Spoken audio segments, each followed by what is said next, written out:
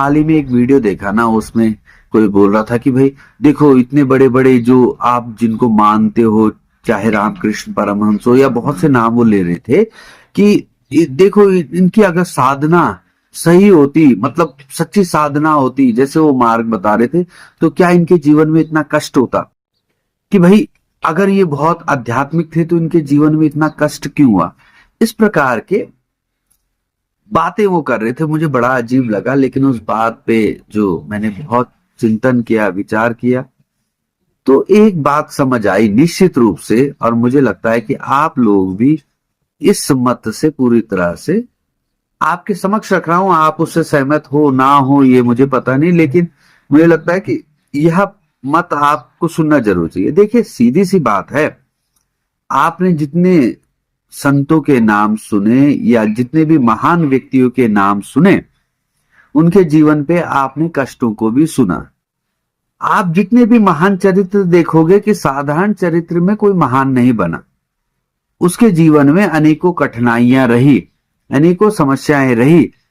और इन समस्याओं के साथ अगर कोई व्यक्ति कहता है कि भाई उनके जीवन में बीमारियां कैसे आ गई अगर वो महान लोग थे, तो वास्तव में बात इतनी भर है ना। देखो ना, अगर किसी के जीवन में बीमारियां हैं, अनेकों परेशानियां हैं, उसके बाद भी वह आपको दिखा रहा है कि यह बीमारी ने उनके जो जीवन का संकल्प था, उनके जो जीवन का प्रण था, उनके जो कार्य थे, उनको प्रभावित नहीं किया।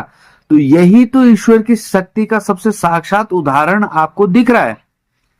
ईश्वर की शक्ति का उदाहरण आप कैसे दिखाओगे? आप सब, हम सब लोग, जो दुनिया है वो चमत्कार चाहती है। तो सबसे बड़ा चमत्कार तो यह है कि एक व्यक्ति ऐसा है जिसके थोड़ा सा समस्याएं आती है वो पूरी तरह बिखर जाता है, और एक व्यक्ति वह है जिसका जीवन में कष्टों की कष्ट ही कष्ट है, लेकिन उसका जीवन क्या है? उन्नत है।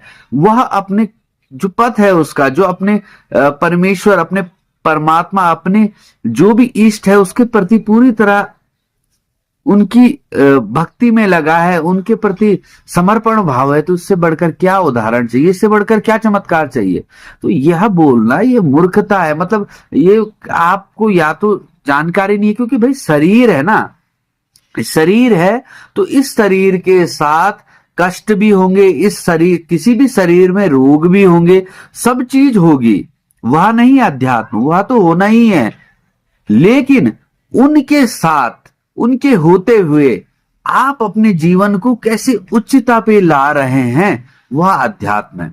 उनके होते हुए आप बिखर नहीं रहे हैं, आप टूट नहीं रहे हैं। हम भगवान रामचंद्र जी को परमात्मा, परमेश्वर क्यों कहते हैं? देखो जीवन भर उन्होंने कष्टों को सहा। मतलब ऐसे ऐसे स्थितियां, घटनाएं आप देखेंगे प्रभु के साथ, जिनको आप अगर किसी साधारण व्यक्ति पे की जीवन की कसौटी पे कसे तो कहोगे आपकी कितना मुश्किल जीवन है।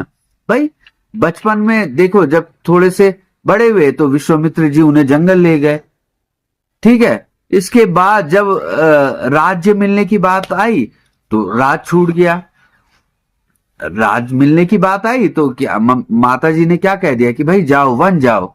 जब वन जा रहे हैं तो पिता का स्वर्गवास हो गया, जब वन चले गए तो पत्नी का हरण हो गया।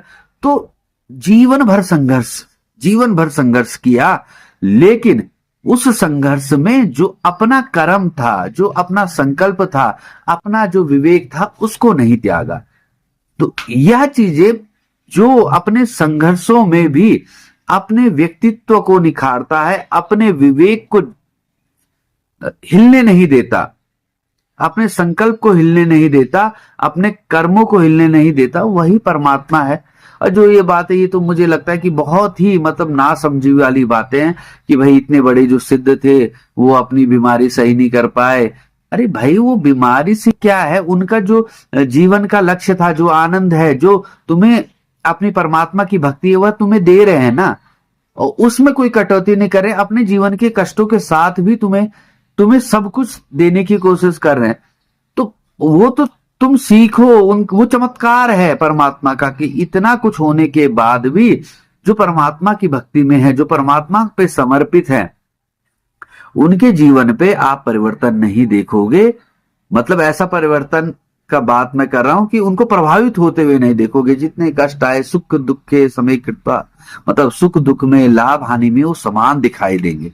तो इतनी सी बात है। तो मुझे लगता है कि वह जो इस प्रकार का प्रश्न जब भी आपके मन सामने आएगा कि भाई जो ज्यादा आध्यात्मिक हैं, जो ज्यादा भगवान की श्रद्धा भक्ति में लगे रहते हैं, क्यों उनके जीवन में कष्ट है, तो निश्चित रूप से इस प्रश्न का जवाब आपको इस वीडियो के माध्यम से मिल गया होगा। नमस्कार।